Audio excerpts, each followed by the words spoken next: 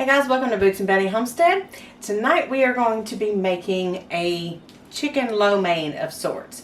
But I've got a new toy in and I wanted to use it tonight and show you guys how it works. This is the attachment. It's a spiralizer.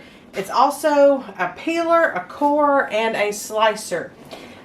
We are going to be using some zucchini. And so I want to make some zucchini noodles for the lo mein part.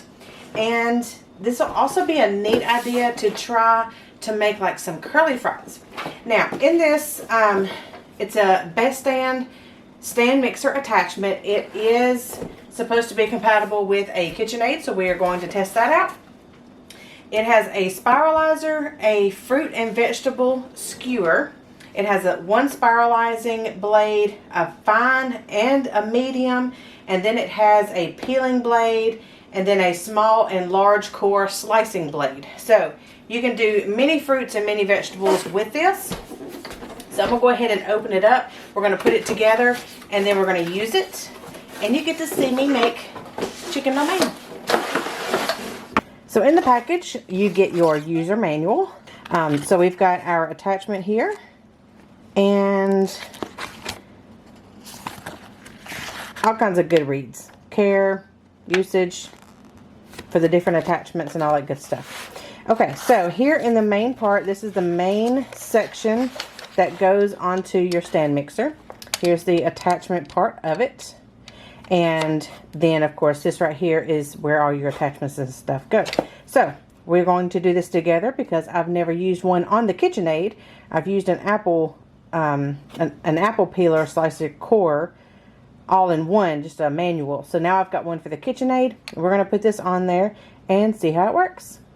Okay, so to get started, the KitchenAid attachment goes right here. So we're going to remove this knob, and I always put it in the bottom so I don't lose it. And then this is going to go, it's supposed to sit right in there. Mine is going to fit to the side. There's a little notch on the side here where it fits in where the screw is for the attachment. Okay, so we've got that in. I'm going to do a medium spiralizer. Alright, so then we've got install the fruit and vegetable skewer by slipping it into the skewer mount. That's going to go right here. And then you twist it to lock it. This is what holds the vegetables and fruit still. It's got teeth on it, so it's going to hold it still. That's kind of like what punctures the bottom of it to hold it on there. Slips on there and just twist. There are two little like wire pieces that come out. It's kind of like a pin, and that's what slips over it to make it stay.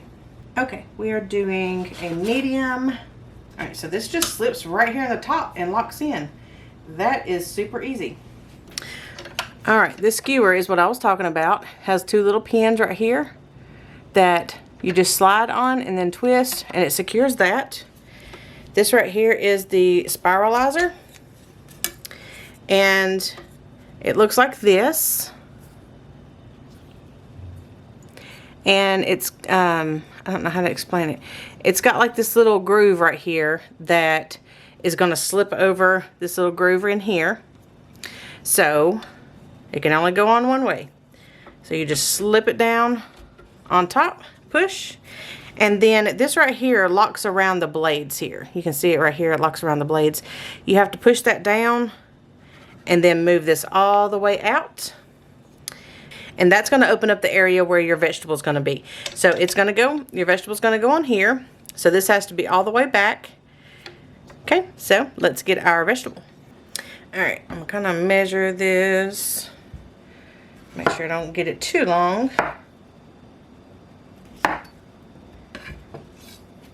Let's get a bowl. I'm going to use my KitchenAid bowl. So we're just going to put it underneath here. And then, if you need to, you can put your vegetable on here first. So I'm going to put it on there straight away. Make sure it goes all the way into those teeth. And then you can put your blade back on. Push the release. Slide it up to the vegetable. I'm going to stop just before it. And then, let's see how this goes. And turn it on.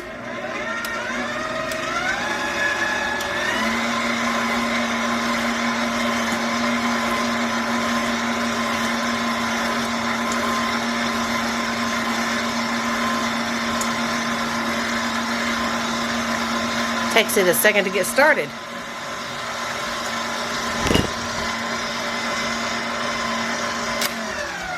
Okay, and then once it's done, look at there. I think that's pretty cool. Alright, push your release, go all the way back, and you can take this off, give it to the chickens, and then we're going to do it again. Now the bigger the fruit or vegetable it is, the better your noodles are going to be. These are just store-bought ones that I had to get at the moment, since ours are not coming in until, I'll probably have one tomorrow. So by the time you guys see this vegetable, I should be drowning in squash. Alright, let's do it again. And now I had mine turned up to about 4 or 5, I think.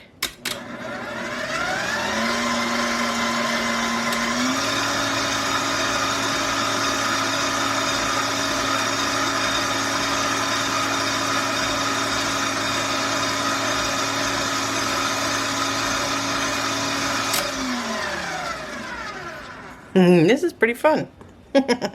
This would do great with potatoes.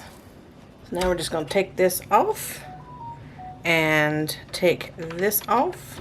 Just twist and pull off. And that's the only 2 things you have to wash up.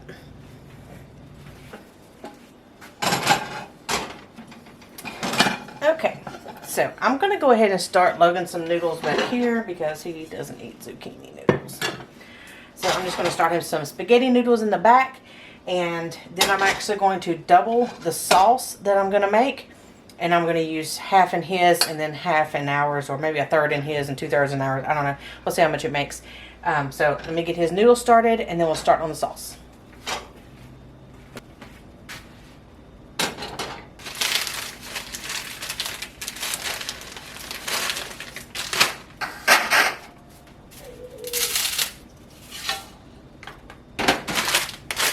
So for him, it's just regular spaghetti noodles. You can use linguine or fettuccine or whatever you want to use. It's up to you. Now, we're going to start on making our sauce in this because it only takes 2 minutes to cook those noodles. So we're going to make the sauce and then that way I can divide it up and then we can finish cooking our noodles.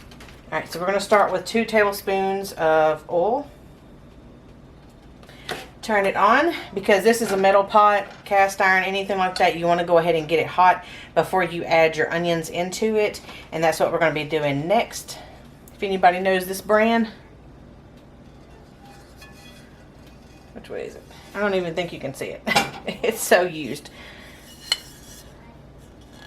If anybody knows that brand, I found these at Goodwill, or my parents found those at Goodwill the other day and got me this puke green one and this pretty teal one.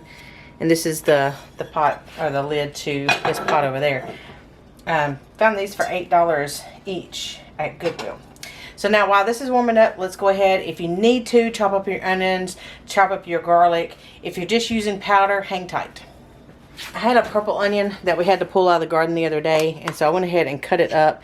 I think a vole or something had gotten underneath it and was starting to eat on it, so I cleaned it up real well, and we're going to go ahead and use that.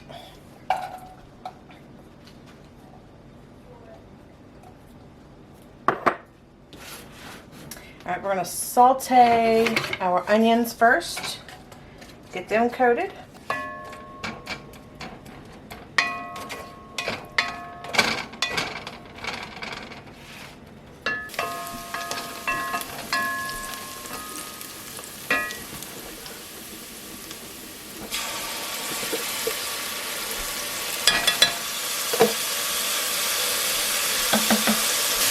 Now if you're using powders, you might want to use like 1 tablespoon of onion powder, a teaspoon of garlic powder, and about a tablespoon of oil. Now I use 2 tablespoons of oil. You might want to use that, maybe a little bit less, because you're not cooking anything in it. You're just trying to get it all together, and then you're just going to add straight into your powders. You put the oil down, put the powders in, and then just as you get them kind of wet, stir them around, get them wet, then you want to go ahead and add in your sauces, which is going to be, the one I'm using is going to be this Coconut Secret, Coconut Aminos. We're trying to stay away from soy. So coconut aminos, not liquid aminos, because liquid aminos is still made with soy. So we want to use the coconut, secret coconut aminos, low sodium, because any kind of sodium in these kind of products will kill you. Quite literally, if you have enough of them. But we're going to use a tablespoon of this. Now, I said I was going to double this. I'm not going to double this because this has onions and garlic in it. Logan's not going to eat it. I'm going to have to use the powder for him, so I'm going to make another batch for him. But we're going to pour in about a tablespoon of this.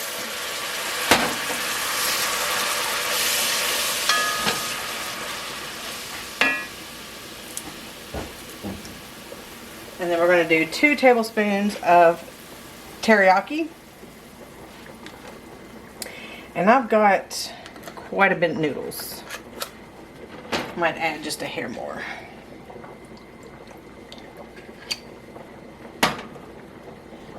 Alright, we're going to get this to warm back up. Now, one different step I'm going to do right now, you can go ahead and just add your noodles here if you want to. What I'm going to do is actually going to put some shredded chicken in here because we're going to have chicken lo mein zoodles. And put some chicken in here and let this warm up with the sauce, and then that way all I have to do is just toss my noodles in it and it won't tear my noodles up. So I like to prep ahead of time, and the other day I was cooking up some chicken breast. I had 5 of them, got them on sale for like $1.99 a pound. And so the pack was 5 breasts, and I went ahead and put them in the Instapot and shredded them up. And this is my 3rd meal on these chicken breasts, and I don't even think I'm going to use all this tonight. Alright, so let's go ahead and add in the shredded chicken.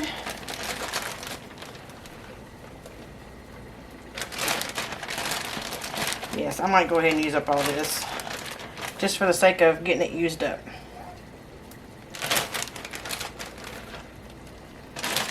We'll see what that does. Alright, let's get this stirred around. Just need to watch your liquid to make sure that the chicken's not going to absorb it all. Alright, so while that's warming up, because our zoodles only have to cook for 2 minutes, I'm going to go ahead and put them in.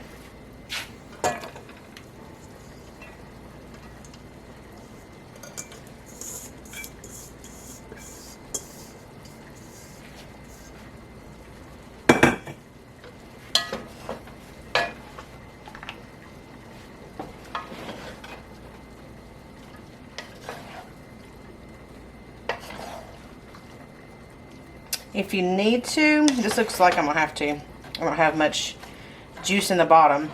I'm going to go ahead and put a little bit more on top.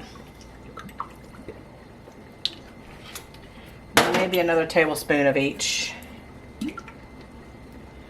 Just so it can kind of soak into the noodles as they warm up.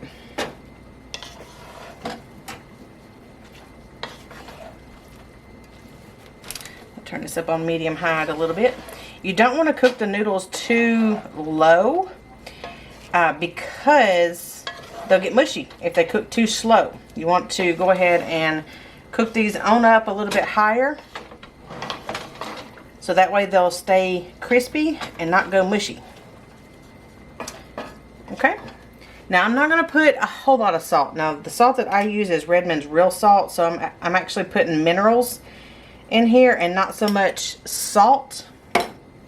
And I'm going to put a little bit of pepper. Now vegetables like this tend to soak up pepper and get kind of hot, so be careful with that, guys.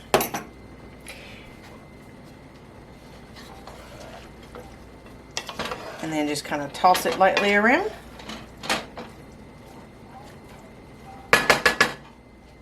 And I'm actually going to put the top on this to hold that steam in and kind of steam them a little bit, and I'll check back in 2 to 3 minutes. Alright, so I've got Logan's noodles done. So now what I'm going to do is just go ahead and put the teriyaki sauce in it, because these are just al dente and they need to cook just a couple more minutes, and so this last little bit is what's going to be soaked up by the noodles. So with him not listening as I cook, I'm going to put a little bit of onion powder and a little bit of garlic powder, which is going to mimic ours.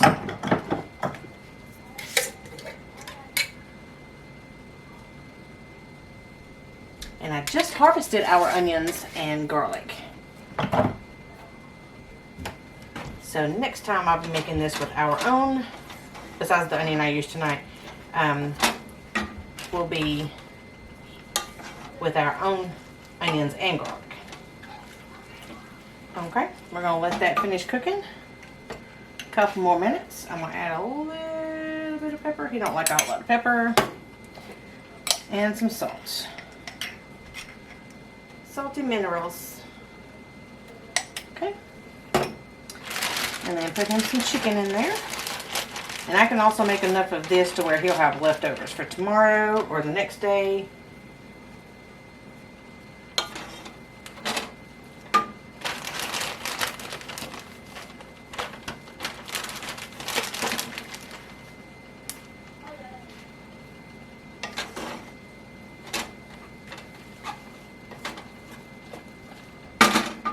Alright, we can do the same thing here. Just kind of let those warm up and absorb the rest of it. Alright, let's check on our zoodles here. Oodles and noodles of zoodles. Yep, looking good.